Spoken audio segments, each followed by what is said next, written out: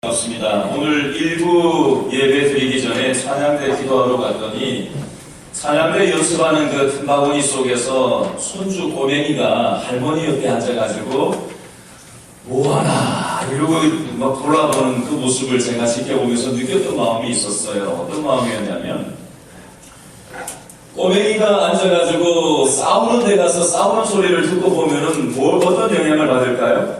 부정적인 영향을 받겠죠. 그런데 찬양하는 그 틈바구니 속에 있으면 아이가 어떤 정서가 느껴져 영향을 받을까요? 하나님에 대한 느낌이 오지 않을까요? 저는 오늘 그와 같이 오늘 예배에 온 저와 여러분에게 이 어린아이와 같은 마음으로 이 예배에 우리가 임했으면 좋겠고 그 마음의 사실을 우리가 가지고 이 자리에 앉아서 예배한다면 하나님으로부터 영향받는 시간이 될 줄로 믿습니다. 이 마음을 담아서 우리 옆 사람에게 한번 인사를 했으면 좋겠는데, 자, 얘기할 사람을 골라잡으시고 누구하고 얘기하지? 골라잡으시는 자, 저를 따라서 한번 하겠습니다. 아이 같은 마음으로 하나님에게 영향을 받으세요. 싹을 하나 더 바꿔보세요. 누구하고 얘기할지 앞뒤로 하든지 옆으로 하든지. 자, 골라잡았어요. 다 같이 한 번 더 인사합니다. 아이 같은 마음으로 하나님에게 영향 받읍시다.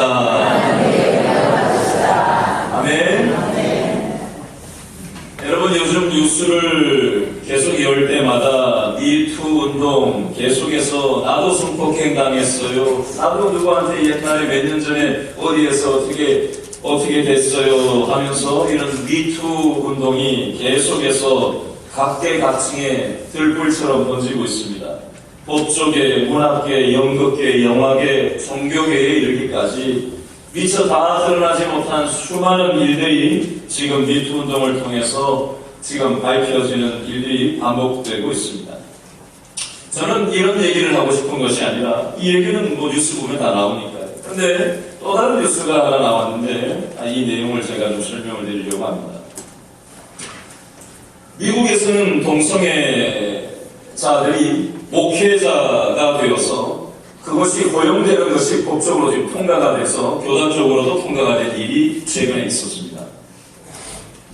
미국의 한인교회 중에 한 교회인 뉴저지주에 있는 필그림 선교교회라는 교회에서 우리는 하나님을 믿지 동성애자가 목사가 되는 것을 인정하는 이 교단에 우리는 더 이상 있을 이유가 없다. 진리 문제, 비진리에 대해서는 우리가 타협의 여지가 있지만 이 진리 문제에 대해서는 우리는 절대로 타협할 용의가 없다라는 것으로 해서 이 동성애자가 목회자가 되는 것을 허용했던 이 교단으로부터 우리는 같이 뜻을 할 수 없다라고 해서 법적 투쟁을 한 5년 정도를 벌이다가 우리가 이것을 이 무의미한 일들을 계속해서 벌이는 것은 의미가 없다고 하고 이 교인들이 80% 이상이 나오면은 이 교단에서 탈퇴할 수 있다 했는데 96%가 8%가 나왔어요. 그럼 조건이 뭐냐?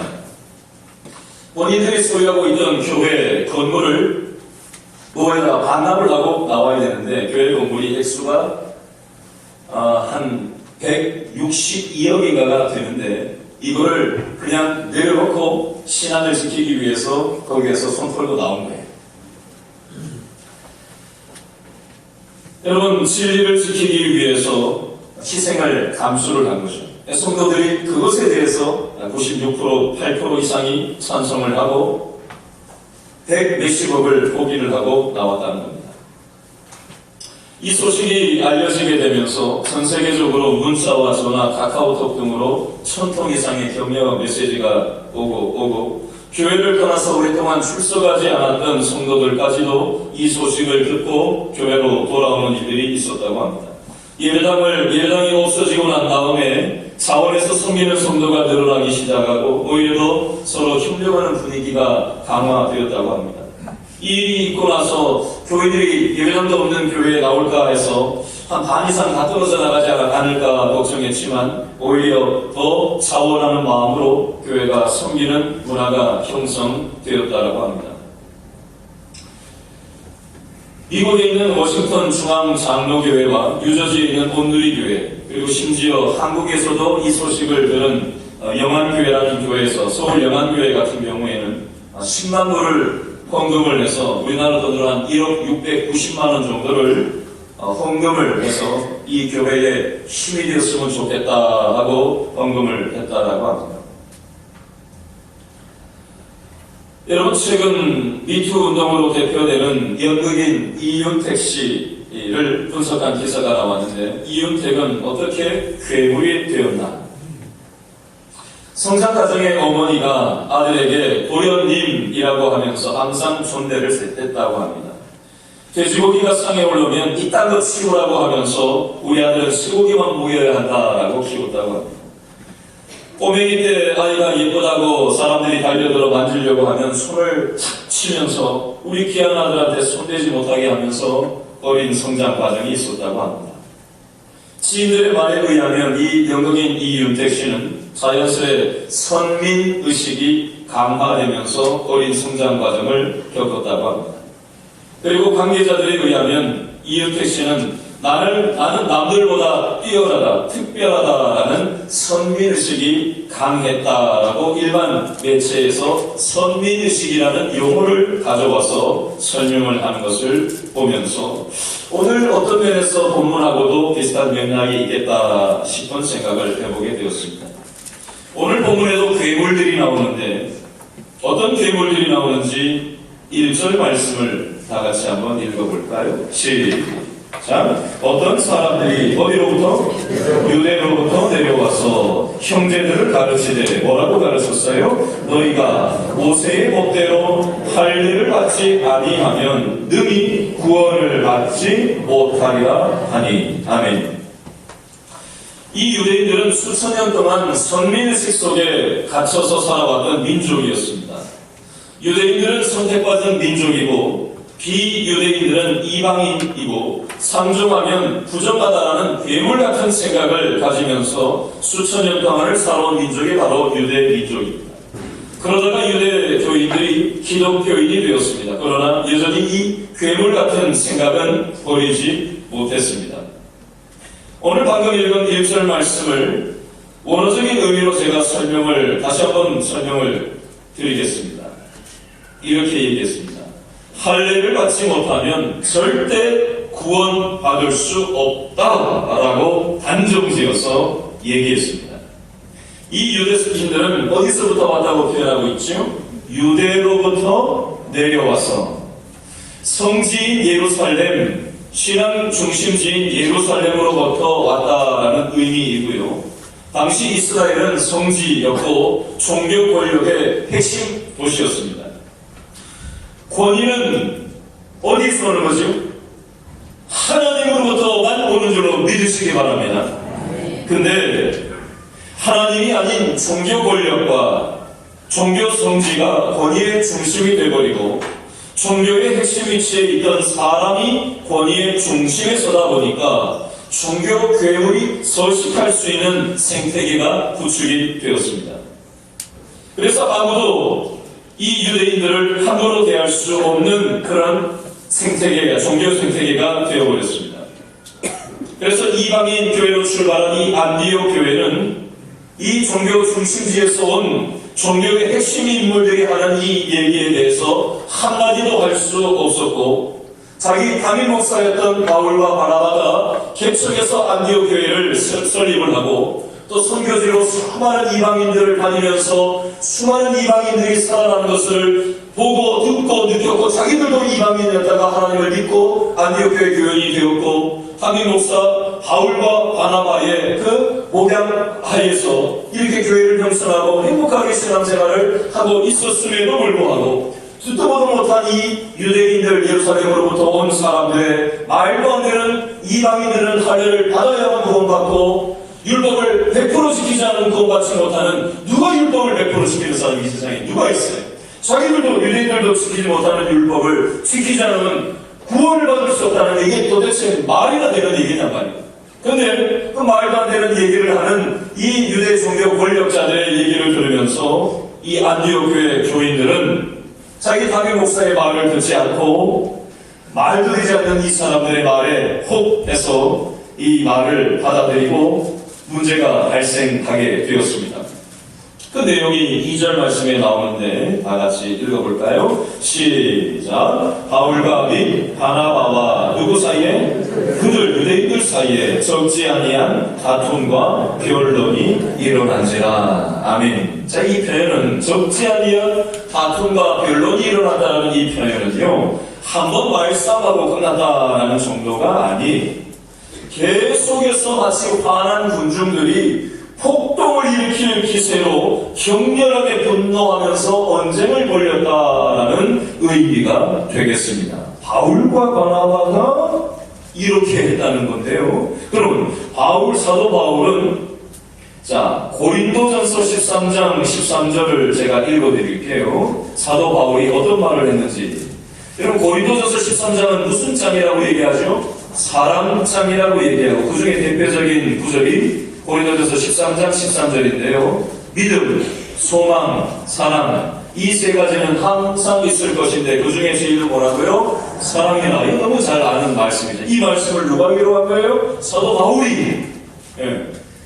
싸우면 안 되고 사랑을 해야 된다라고 얘기하는 사도 바울이 바로 이 말씀을 한 장본인이란 말이에요. 근데 지금 2절 말씀해 보니까 바로 이 사도 바울하고 바나바가 싸움이 났는데 폭동을 일으키는 것만 같은 격렬하게 분노하면서 계속적으로 언쟁을 벌이면서 이런 일들을 벌이는 주체가 누구라는 걸 바로 사도 바울이, 사랑해야 된다고 했던 이 사도 바울이 이렇게까지 얘기하더라는 거예요.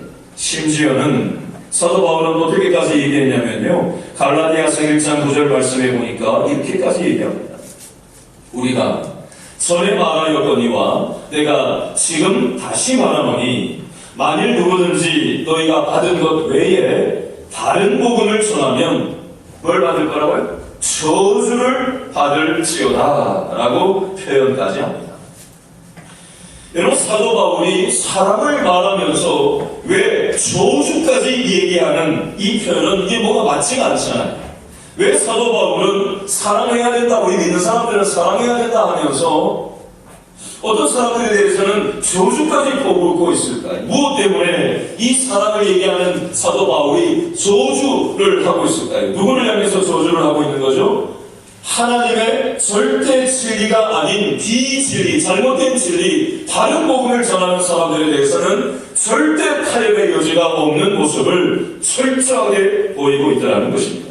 아까 동성애, 비진리인 동성애에 대해서 반대한 그 한인교회, 수백억을 포기하면서까지라도 이 진리를 수호하고 지켜야 된다는 그 마음을 가지고 이 진리에 대해서는 절대 타협의 여지가 없는 신앙을 지키려고 하는 철저한 우선순위가 있는 이 모습이 이 한인교회 모습에게만 필요한 것이 아니라 저와 여러분에게도 필요한 줄로 믿습니다. 여러분, 예배당 안에서 예수 믿는 사람들끼리 있을 때는요, 갈등이 없어요. 근데 도무지가 걸리는 세상 속에 딱 들어가면요, 자존심 하나만 걸려도요, 두 사람만 모여도요, 각각의 관계가 형성이 돼서 어떻게든지 우리는 서로를 이겨보고 싶은 마음이 생깁니다. 그죠? 내가 저 사람 생각을 넘어서고 싶고, 내 생각을 관철시키고 싶고, 어떻게든지 돈을 내가 더 획득하고 싶고, 내가 더 우위에 올라가려고 하는 것이 인간 본성이랍니다. 그렇기 때문에 우리는 진리에 대해서는, 비진리에 대해서는 우리가 양보할 수 있지만 진리에 대해서는 타협하면 안 되는데, 우리가 비진리에 대해서도 혹시 좋은 게 좋은 거라는 식으로 타협하면서 우리가 이 세상을, 교회는 교회식대로 하고 세상은 세상식대로 살아야지 뭐 그렇게 피곤하게 그냥 그렇게 하냐 해서 타협하면서 우리가 신앙의 모습을 가지고 살고 있지는 않는가 하는 생각을 우리는 한번 해봤으면 좋겠습니다. 여러분, 이 대목에서 우리가 교훈을 하나 얻을 것이 있는데요, 우리 예수 믿는 사람들은요, 항상 양보하고 항상 손해보고 항상 포기하는 것이 성경의 정신일까요? 물론 비진리에 대한 부분에 대해서는 그렇게 해야 될 필요가 있어요. 그러나 진리에 대한 부분, 비진리에 대한 부분에 대해서는 싸워야 될 때는 싸울 필요가 있어요. 그러나 잘 싸워야 되죠. 바르지 않은 것에 대해서는 바로잡아야 되지만 그 바로잡는 과정에서 사람을 해치고 인격을 해치고 하나님이 기뻐하시지 않는 방법으로 진행하는 것은 하나님이 기뻐하지는 않으세요. 우리가 분별력을 가지고 우리가 이 부분들을 잘 접근할 필요가 있습니다.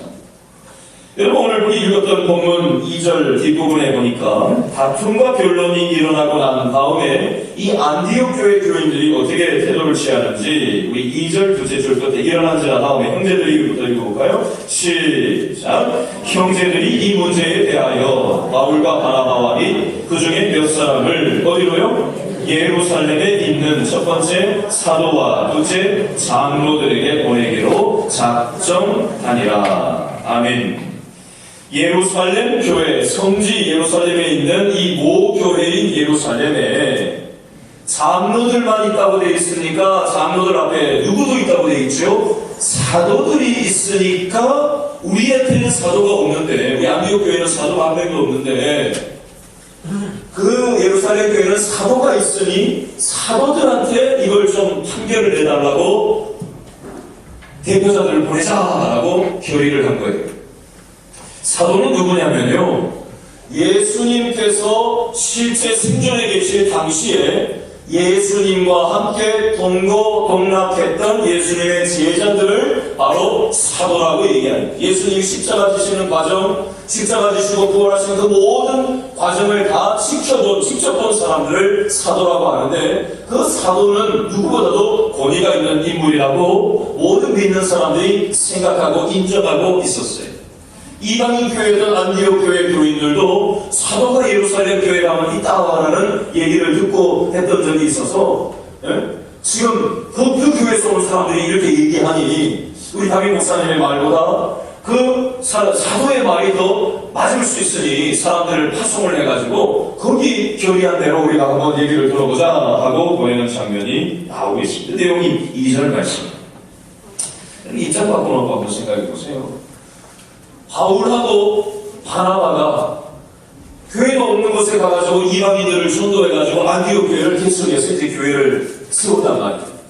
그리고 이제 선교사로 파송돼가지고 여러 이방인들을 전도하고 다니면서 이방인들을 하나님 믿게 하는 기적적인 일들을 수없이 경험하고 와서 안디옥 교회에 와서 간증을 하고, 이방인 교회인 이 안디옥 교회 구성원들도 이방인들이고 선교지도 다 이방 사람들이 하나님을 믿게 돼서 그걸 막 간증하고 함께 은혜 받고 함께 지금까지 교회가 왔는데, 듣도 보도 못한 사람들이 예루살렘에 와가지고 이방인들은 선민이 아니니까 할례를 받아야만 되고 모슬림을 지켜야만 된다고 말도 안 되는 얘기를 하는데, 그것에 대해서 혹해가지고 사도들이 있는 예루살렘 교회 사람들을 보내가지고 판결을 받자 하는 이 상황 앞에서 이 교회를 목회했던, 개척교회했던 이 바울과 바나바의 마음이 상하지 않았을까요? 상처받지 않았을까요?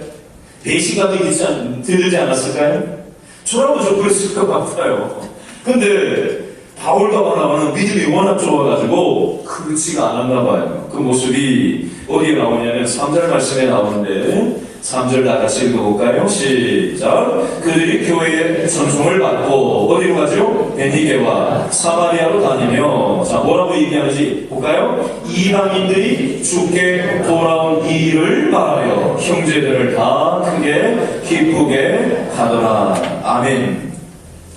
그럼 사람이 마음이 상하면 어떻게 하죠? 그 상한 마음을 옆에 있는 사람한테 말하잖아요. 나 이래서 마음이 속상해, 배신감을 느꼈어, 내가 그렇게 목회를 했는데 이렇게 됐어, 이렇게 사람들이 나한테 이렇게 해, 그렇게 얘기를 하기 마련이잖아요. 근데 3절에 보니까 이 바울과 바나바 일행은 지금 무슨 말을 하고 있는 거예요? 이방인들이 주께 돌아온 일을 말했다라고 되어 있어요.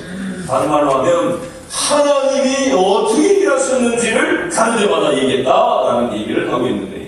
또 하나 4절 말씀을 읽어볼까요? 다 같이 시작. 예루살렘에 이르러 교회와 사도와 장로들에게 영접을 받고, 자, 뭐라고 얘기하는가 볼까요? 하나님이 자기들과 함께 계셔 행하신 모든 일을 말하네. 아멘. 3절과 4절 말씀의 핵심 내용은 뭐냐면요, 말을 했는데 무슨 말을 했느냐? 이방인들이 하나님께로 돌아오는 것. 요즘으로 치면 교회 안 다니는 사람들이 교회 다니게 되는 수많은 영원 구원의 역사가 교회 안에 일어난 것들에 대해서 말을 했다는 거예요.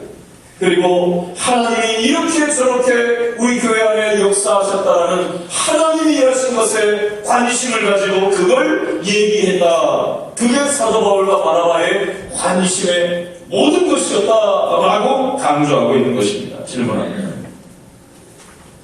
저와 여러분은 무슨 말을 하십니까? 여러분, 사람이 무슨 말을 하는 걸 보면 그 사람은 딱 그런 사람. 어떤 말, 어디에 관심이 있는지가 그 말로 나오게 돼 있어요. 이 시간 옆 사람에게 한번 물어볼까요? 어떤 말을 하고 사세요?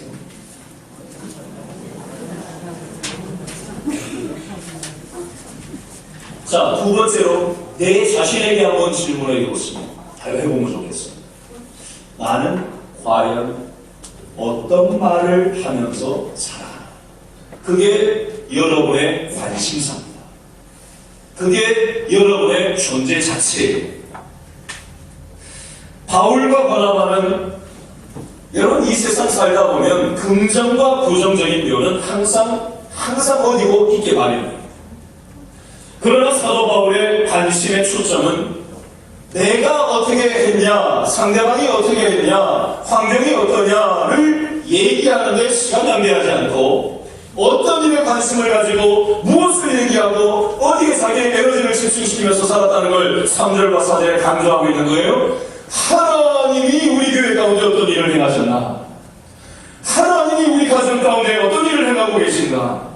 하나님께서 어떤 일을 내 앞으로의 삶 가운데 일하실 건가에 모든 관심과 에너지를 집중시키는 삶을 살았고 그것이 관심의 초점이다 보니 그것을 말하기에 바빴다. 가는 곳마다 그걸 얘기했고 만나는 사람들에게 하나님의 역사를 얘기하는데 바빴다라는 것을 3, 4절에서는 강조하고 있더라는 것입니다. 며칠 전에 문자가 하나 왔어요. 지지난주에 우리가 목금토 명절을 지났잖아요. 그죠? 토요일날 목사님 지난 토요일 교회 총수 13명 오셨습니다. 식사는 아무개께서 쏘셨습니다. 이렇게 문자가 왔어요. 그래서 제가 이렇게 문자를 단문을 보냈어요. 명절 연휴인데도 깜짝 놀랄 만큼 많이 오셨네요. 함께 애써주셔서 너무 많이 감사합니다. 이렇게 문자를 보냈어요. 단번이 있어서 나온 게 아니었거든요. 자발적으로 명절임에도 불구하고 나와서 13명이나 나와서 누가 시켜서 하는 것도 아니고 오셔서 교회를 청소하고 함께 애쓰시는 그 모습을 통해서 그 마음은 누가 주신 마음일까요? 저는 하나님께서 그 자발적으로 교회 사랑하는 마음, 하나님을 사랑하는 마음을 주셨는 줄로 믿습니다. 저는 우리 교신교회 안에 이 자발적인 헌신이 더 많이 일어났으면 좋겠고 하나님의 일을 함께 만들어가면서 하나님의 놀라운 생명의 역사가 더 많이 차고 넘치는 교회가 되었으면 하는 일을 위해서 기도하고 있습니다. 여러분 함께 기도해 주시기 바랍니다. 이번 금요일 날 2월 첫째 주에 3월 첫째 주에 금요 영성집회 강사로 오시는 분은 모퉁이결 성교회의 이삭 목사님이라는 분인데요. 이분의 일화를 제가 그대로 읽어드리겠습니다. 이삭 목사님은 북한 선교를 하시는 분이다. 중국을 통해서 북한에 복음을 전하시는 도중 중국 공안에게 잡혔다. 그리고 심한 고문을 당했다. 붉은 호수를 입에 박아 물을 먹이는 물고문, 기억을 지울 정도로 강력한 전기고문, 매질, 마지막에는 영하 20도의 냉동실에 가두고 어른 본인의 배설물을 먹게 하는 고문까지 받으셨다. 이런 심한 고문으로 인해서 기억 상실증까지 왔다. 석방이 되고 너무 황당하여 벽을 멍하니 바라보며 기도했다고 한다. 하나님, 다니엘에게 하셨던 것처럼 이 벽에 글을 써주십시오. 우리 집 전화번호 좀 저 벽에 써주세요. 정말로 벽에 글귀가 떠올랐고 그 번호를 보고 집으로 돌아갈 수가 있었다고 한다. 그 후 목사님은 한 가지 의문이 떠올랐다고 한다. 하나님, 심한 고문을 당하여 내 기억이 지워지고 어른 내 똥을 먹을 때까지 하나님은 어디 계셨습니까? 하지만 하나님은 답을 주시지 않았다. 10년이 지난 어느 날 하나님은 그에 대한 답을 주셨다. 그때 나는 너와 함께 일하고 있었다. 다시 3년이 지나고 중국에 복음을 전하던 중 한 여인이 목사님을 알아보고 다가왔다. 그리고 조용히 물었다. 13년 전에 감옥에서 고문을 당하셨죠? 네, 그렇습니다. 그렇다면 고문을 하던 4명의 사람 중 가장 악랄하게 고문하던 일을 기억하십니까? 네, 물론입니다. 그 사람이 제 남편입니다. 그 이후 제 남편은 목사가 되었고 나머지 사람들도 다 예수님을 믿게 되었습니다. 하나님은 역시나 일하고 계셨던 것이다. 사람을 살리는 일을 하는 사람을 무자비하게 고문했던 자를 이제 같은 일을 하는 사람으로 만드신 것이다. 이 목사님이 이번 금요일날 오셔서 집회를 인도해 주실 겁니다. 여러분, 지난 금토일 또 토일 양일간 또 3일간의 오늘까지 걸쳐서 유치부 겨울성경학교와 유초등부 겨울성경학교를 지금 오늘까지 진행을 하고 있습니다. 지난 금요일날 유초등부에 기도를 해주려고 아이들 예배에 갔더니 찬양을 하는 시간에 쫓아다니고 난리가 아니에요. 여러 아이들이 집중을 하지 못하고 핸드폰을 만지고 까불고 뛰어다니고 가만히 앉아있지를 못하는 아이들이 몇몇 눈에 띄었어요. 근데 그 중에서도 제일 심한 아이가 하나 있었는데 제가 기도해 주려고 앞에 나갔는데도 불구하고 이 아이는 대자로 뻗어가지고 제가 기도 끝날 때까지 움직이지 않고 자빠져서 누워 있었던 거예요.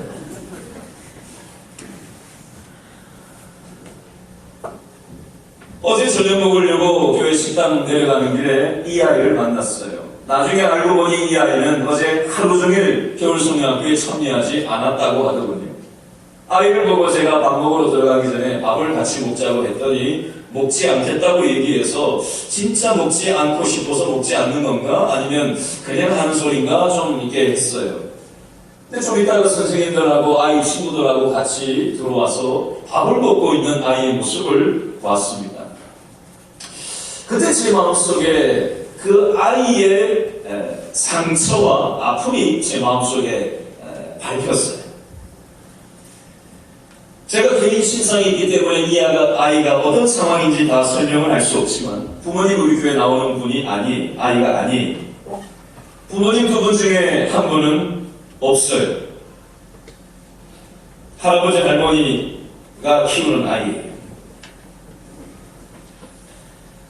저 아이의 겉으로 보이는 강하게 보이는 저 면 속에 어떤 아픔이 많이 들어있지는 않을까 하는 생각을 해보면서 제 마음속에 그 아이가 계속 잔상에 지금도 남아있어요. 여러분, 교회 공동체는 눈에 보이는 것만 보고 그것을 말하고 그것에 의해서 움직이는 공동체가 아닙니다. 교회 공동체는 눈에 보이지 않는 하나님을 우리는 바라보고 하나님의 가치를 붙잡고 우리가 이익이 되지 않을지라도 당장 눈에 답이 없을지라도 믿음으로 우리가 순종하고 믿음으로 우리가 나아가면 하나님께서 채우시고 입히시고 우리의 생각을 넘어서서 우리의 기준을 넘어서서 아버지 하나님께서 합력하여 선을 이루시는 줄로 믿으실 수 있기를 바랍니다. 수많은 절망에 빠져있는 영혼들, 무엇을 위해서 왜 살아야 되는지 삶의 이유와 목표와 방향을 상실한 인생들이 교회 공동체로 들어와서 삶의 이유와 목표를 발견하고 소망을 찾게 되며 어떤 면에서 오늘 본문에 나오는 이방인들이 하나님을 알지 못했던 교회에 안 나오는 사람들이 교회에 나오게 되고 절망이 바뀌어 소망으로 바뀌게 하는 통로로 하나님은 우리 길신교회 공동체를 사용하기를 원하시는 줄로 믿습니다. 이것에 우리 길신교회 모든 사람들이 관심이 집중되었으면 좋겠고 하나님의 일하심을 말하는 교회가 되었으면 좋겠어요. 눈에 보이는 것을 말하는 것이 아니라 눈에 보이지 않는 하나님의 손길들이 어떻게 우리의 삶을 통해서 일하고 계신지를 집중하는 데 시간이 모자란 그런 공동체가 되었으면 좋겠어요. 하나님을 사랑하고 하나님의 이 말씀을 들어내는 그런 저와 여러분 다 될 수 있기를 바랍니다. 계속해서 우리 5절 말씀을 다 같이 읽어볼까요? 시작. 바리새파 중에 어떤 믿는 사람들이 어떻게 하죠? 일어나 말하되 뭐라고 말해요? 이방인에게 할례를 행하고 모세 율법을 지키라 명하는 것이 마땅하다 하니라. 아멘. 이게 진리입니까? 비진리입니까?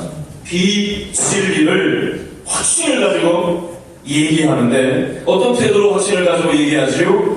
바리새파 바리새인들은요 지적으로 굉장한 수준에 있는 사람들이었습니다. 요즘으로 치면 배우고도 많고요, 재력도 있고요, 종교 권력의 핵심을 잡고 있었던 최상층의 사람들이라고 보면 되겠습니다. 이 바리새파 사람들도요 유대인들이었지만 믿음으로 우리로 치면 교회 다니는 사람들이었어요. 예루살렘 교회 안에 있는 사람들이에요. 근데 이 사람들이 바울과 바나바가 하는 진리의 말씀, 하나님께서 이렇게 믿지 않는 사람들이 교회에 오게 하셨어요. 하나님께서 이방인들을 이렇게 돌아오게 하셨어요. 절망 속에 있었던 사람이 소망을 얻게 되었어요 라고 하는 예루살렘 교회에 와서 그 선교 보고를 하는 그 내용을 듣는데 그 말을 허리를 탁 차고 들어와서 말을 싹 자르면서 차고 일어나가지고 혈기를 부리면서 뭐라고 얘기하는 거예요? 말도 안 되는 소리 하지 마라. 이방인들이 어떻게 율법을 지키지 않고 할례를 받지 않았으면서 구원받을 수 있냐고 하면서 그런 마음의 자세로 싹둑 자르면서 말을 서면서 일어서서 하는 얘기가 지금 5절의 분위기가 되겠습니다. 반면 7절 말씀에도 보면 일어나서 말하는 게 하나 나오는데 누가 일어나서 말하고 있고 일어나서 말하는데 어떤 태도로 말하고 있는지를 생각하시면서 7절 말씀을 한번 다 같이 읽어볼까요? 7절 시작. 많은 변론이 있은 후에 누가? 베드로가 일어나 말하되 뭐라고 말하죠? 형제들아 너희도 알거니와 누가요? 하나님이 이방인들로 내 입에서 복음의 말씀을 들어 믿게 하시려고 오래전부터 너희 가운데서 나를 택하시고 8절 또 마음을 하시는 하나님이 우리에게와 같이 누구에게도 이방인 그들에게도 성령을 주어 증언하시고 9절 믿음으로 그들의 마음을 깨끗이 하사 그들 이방인이나 우리 유대인이나 차별하지 아니하셨느니라. 10절 그런데 지금 너희가 어찌하여 하나님을 시험하여 우리 조상과 우리도 등이 매지 못하던 멍에 비진리를 제자들의 목에 안디옥 교회 교인들 이방인 출신의 안디옥 교회 교인들의 목에 두려느냐. 11절 그러나 우리는 그들이 우리와 동일하게 주 예수의 은혜로 구원받는 줄을 믿노라. 아멘. 여러분 베드로가 일어났는데 말을 중간에 싹둑 자르고 일어난 게 아니에요. 할 말 다 할 때까지 기다렸다가 옆에 둘러보고 아무도 더 이상 한 사람 얘기하는 사람 없는지 보고 그러고 일어나가지고 얘기를 하고 있는 상황입니다. 5절에 나오는 일어나와 7절에 나오는 일어나를 통해서 우리가 교훈을 하나 잠깐 새기고 지나갔으면 좋겠는데 여러분 우리는 부부 사이에서도 부모 자녀 간에도 교인들 간에도 직장이나 세상살이 속에서도 항상 생각이 다 똑같습니까? 틀린 사람들이 많습니까? 틀린 사람들이 많잖아요. 그죠? 부부간에 얼마나 평행선을 그리면서 평생을 살아가면 평행선 절대로 못 만나. 그죠? 절대로 못 만나. 그러면 상대의 말을 싹둑 자르고 들어갑니까? 아니면 얘기 끝까지 들어주고 나갑니까? 제가 이 말을 하면서 지금 제 사도 제가 눈치를 보고 있습니다. 여러분 우리는 끝까지 들어줘야 되는데 상대방이 말만 듣는 게 아니라 마음도 들어주고 그죠? 고민도 들어주고 아픔도 들어줘야 되는데 저부터가 이걸 너무나도 잘 못하는 것 같아요. 신앙의 연수가 더해가면서 이 삶 속에 신앙 인격이라는 것도 함께 살아가야 되는데 신앙 연수는 늘어가는데도 신앙 인격은 성숙되지 못하는 모습이 저부터가 참 이게 반성을 해야 될 부분이에요. 지금 바리새파 중에 어떤 믿는 사람들이 그렇게 상대방 말을 싹둑 자르고 비진리를 마치 진리처럼 갖다가 고백하는 모습이 나오고 있습니다. 그것에 대해서 베드로가 반대되는 생각이지만 비진리를 얘기하지만 끝까지 듣고 나가지고 그것을 설득하고 견증하면서 베드로, 나 자신도 당신들 알지 않느냐? 나도 당신들처럼 유대인 출신이고 나도 비유대인인 이방인들하고 상종하면 부정한다고 생각해서 아예 발도 들여다 놓지 않는 그런 삶을 당신들하고 똑같이 사는 당신들도 알고 있지 않냐? 근데 하나님이 내 마음속에 꿈속에 나타나셔서 성령을 보내주셔서 사도행전 10장에 나오는 그 이방인 고넬료를 찾아가라고 하셔서 할례도 받지 않았고 율법도 지키지 않는 이방인들이면 틀림없지만 그 사람들도 하나님을 경외하고 이방인인데 하나님 믿더라. 에? 이거는 율법 지킨다고 되는 게 아니고 할례 받는다고 되는 게 아니라 하나님이 이방인들도 우리처럼 구원의 대상으로 세워주신 게 맞다 라고 변증하고 있는 이 내용이 지금 6절, 7절, 8절, 9절, 10절, 11절 말씀에 나오고 있는데 그렇다면서 마지막 11절 말씀을 읽는데 다 같이 읽는데 제가 강조하는 단어가 있으니까 뭔지 잘 보시면서 11절을 다시 한번 읽어보겠습니다. 시작. 그러나 누구는 우리는 그들이 우리와 동일하게 주 예수의 은혜로 구원받는 줄을 어떻게 하노라? 믿노라 하니라. 강조점은 우리는 믿노라에 있어요. 밑줄 보시는 거죠. 우리는 믿노라. 우리는 누굴까요? 이 말을 하는 변증하는 베드로와 이방인도 하나님의 은혜로 구원받는다고 믿고 그 통로로 수임받았던 경험이 있는 베드로와 또 이방인 교회를 개척했던 바울과 바나바, 이방인 선교를 다니면서 우리가 몇 달 동안 계속해서 살펴보고 있는 이방인 선교를 다른 데마다 있던 바울과 바나바도 이방인들도 율법을 지켜도 그죠? 또 할례를 받지 않아도 구원의 대상이 된다는 것을 선교지에서 수없이 경험을 했잖아요. 이방인 안디옥교회 개척하고 그 신앙의 같은 경험을 한 사람들은 이게 통하는 게 있어요. 그래서 11절에 우리는 믿노라 라고 베드로가 변증을 할 때 누구 눈을 쳐다봤을까요?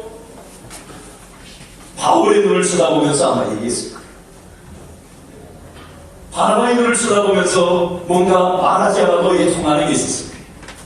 제가 좀 전에 강단에 올라가서 기도를 하는데 갑자기 문자 한 통화가 왔어요. 지금 지난주까지 한 3주 정도 연속으로 우리 교인이 아닌데 요 앞에 병원에 입원해 계신 다른 교회 다니는 권사님 한 분이 한 3주 연속으로 지금 예배를 참석하시는 권사님이 있는데 그분이 문자가 왔어요. 어떻게 전화번호를 알았는지 전화가 문자가 왔어요. 목사님 오늘 예배 참석하려고 했는데 너무 심한 감기에 걸려가지고 오늘 예배 참석하지 못해서 너무 아쉽다고 하면서 목사님 위해서 교회 위해서 기도하고 있다고 하면서 저는 이분 이름도 잘 몰라요. 다른 교회 권사님이라는 거 멀리 어디 교회 권사님이라는 거 아는데 지난주에 잠깐 하면 살짝 얘기한 거 밖에는 아무것도 없어요. 그리고 또 안에 쓰시는 권사님들 멋진 제목을 입고 또 상냥하게 인사해 주신 권사님들한테도 안부 전해주세요 하면서 장문의 문자를 보내오셨어요. 여러분 제가 이 권사님의 문자를 딱 받으면서 어떤 느낌을 받는지 아세요? 예배 딱 전에 딱 문자를 딱 보면서 여러분 우리 예수 믿는 사람들은요 교회를 어느 교회 다니냐 저 교회 다니냐 내 교회냐 네 교회냐 이런 게 없는 거예요. 예수님의 십자가를 믿고 부활하심을 믿는 모든 믿음의 식구들은요 이게 통하는 게 있어요. 통하는 게. 아멘. 11절 말씀에 우리는 믿노라.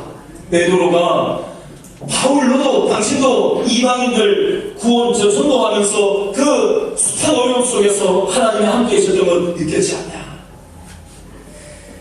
베드로 당신도 그걸 느꼈지 않냐 하면서 베드로가 그것을 유대인들 앞에서 변증 설교하면서 눈을 맞추면서 그 마음을 공감대를 형성하면서 기독교적인 미투 운동을 이 사람들이 서로 나누고 있는 거예요. 나도 그렇다. 여러분 부정적인 뉴스가 횡행하는 이 험한 세상을 살아가면서 눈에 보이는 뉴스와 사람들이 나한테 어떻게 한 말과 행실에 대해서 그것의 에너지를 다 빼면서 이 땅을 살아가지 마시고 하나님이 나에게 어떻게 하셨는지 지금 나에게 어떤 영향력을 주기를 원하시는지 하나님께 영향받는 인생을 저와 여러분 살아갈 수 있기를 바랍니다. 가지고 하나님한테 영향받지 사람한테 영향받는 하나님의 말씀에 우리가 영향을 받아야지 왜 사람의 말에 영향을 받고 그것에 왜 소화당다. 하나님 우리를 바라보시면서 너무나도 안타까워하겠지. 여러분 하나님께서 왜 우리를 구원시켜서 이 자리에 불러주셨습니까? 예배당 안에서 객신교회 교인들하고만 교제하라고 불러주신 게 아니에요. 우리는 우리가 받은 이 은혜를 우리의 직장으로 들어가고 가정으로 들어가고 선교지로 나아가서 하나님의 이 생명의 복음을 전하도록 우리를 불러주신 줄로 믿습니다. 객신교회가 생명의 물치는 교회다라면은요 안주하는 신앙생활하면 안 돼요. 여러분 예배당에 같이 신앙생활하면요 우리는 소극적인 차원으로 머무르게 됩니다. 교회는요 유람선이 아닙니다. 교회는 군함이 영적인 세력과 싸우는 영적인 싸움을 싸우는 단체입니다. 여러분 우리는 믿음의 군사로 하나님께서 우리를 불러주신 줄로 믿고 하나님께서 우리에게 뭘 하기 위해서 우리를 이 자리에 불러주셨는지를 기억하시고 믿음의 군사들로 일어서시는 저와 여러분 다 될 수 있기를 바랍니다. 기도하겠습니다. 세상은 눈에 보이는 걸